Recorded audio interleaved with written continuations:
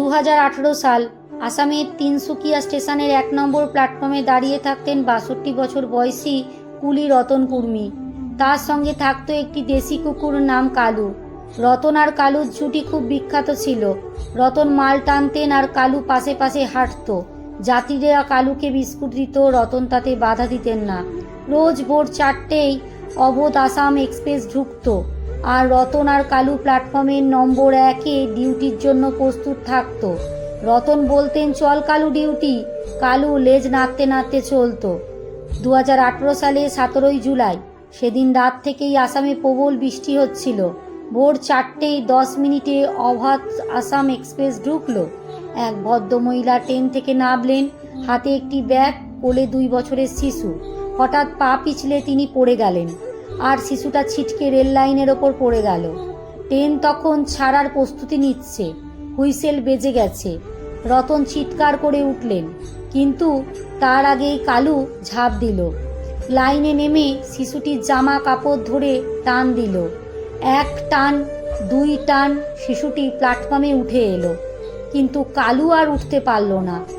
Train চলে গেল কালুর ওপর দিয়ে। শিশুটির মা অজ্ঞান হয়ে গেলেন। রতন কাঁদতে কাঁদতে মাটিতে বসে পড়লেন। কালুর নিথর শরীর কোলে তুলে নিলেন। স্টেশন মাস্টার ছুটে এলেন। আরপিএফ এলো। ভিড় জমে গেল প্ল্যাটফর্মে। রতন শুধু বলতে লাগলেন, স্যার, ও আমার ছেলে ছিল, ডিউটি করতে গিয়ে শহীদ হলো।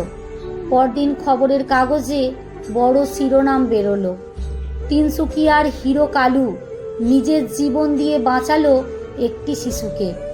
ভিডিও ভাইরাল হলো, সারা দেশ দেখল। এর 7 দিন পর রেল মন্ত্রকের পক্ষ থেকে রতনের হাতে 2 লক্ষ টাকার চেক ও কালুর নামে জীবন রক্ষা পদক তুলে দেওয়া হয়। রতন টাকা নিতে অস্বীকার করে বললেন, স্যার, টাকা দিলে কালু কি আর ফিরবে? ওর বদলে একটা কাজ করে দিন। প্ল্যাটফর্ম নম্বর 1-এ একটা জলের ট্যাঙ্ক বসিয়ে দিন। নাম হবে কালুর জলছত্র। গরমে কুকুরগুলো জল পায় না, আমার কালুও পেত না। আজও নাকি তিনসুকিয়া রেল স্টেশনের প্ল্যাটফর্মে নম্বর 1-এ একটি শ্বেতপাথরের ফলক রয়েছে। সেখানে একটি কুকুরের মূর্তি খোদাই করা আছে। নিচে লেখা, কালু, কুলি নম্বর 1-এর পার্টনার, 1/7/2018।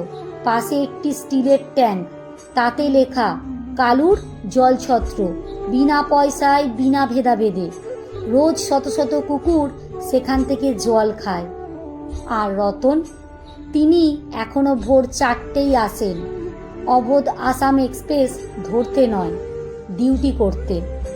রোজ তিনি ট্যাঙ্কে জল ভরেন আর মূর্তির গায়ে হাত বুলিয়ে বলেন, ডিউটি টাইম বাবা, ঘুমোস না, দেখিস আজও যদি কোনো বাচ্চা পড়ে যায়।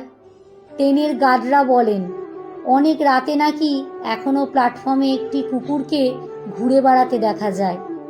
কখনো সে লাইনের ধারে বসে থাকে, ট্রেন এলে লেজ নাড়ে, যেন বলে, সাহেব, আমার ডিউটি এখনো শেষ হয়নি। লেখা কেয়া দাস, পাঠে অঞ্জু বিশ্বাস।